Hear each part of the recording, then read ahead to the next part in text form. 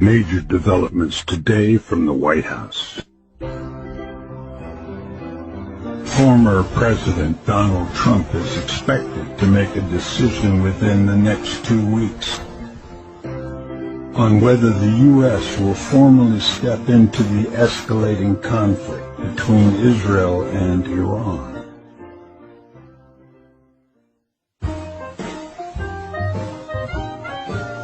While current President Biden has remained quiet, Trump, who's still actively influencing global policy, has been in closed-door meetings with military advisors.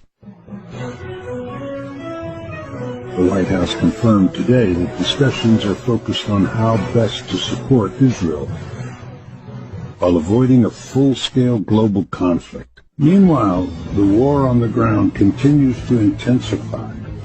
Dozens of Israeli civilians were injured in the latest barrage of missile attacks from Iran. Sources say Trump is weighing several options, from sending air defense systems to launching a targeted strike on Iran's nuclear sites. But critics warn a single misstep could trigger World War III. So what happens next?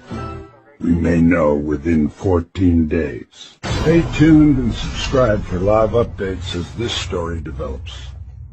Hit the bell icon to stay informed.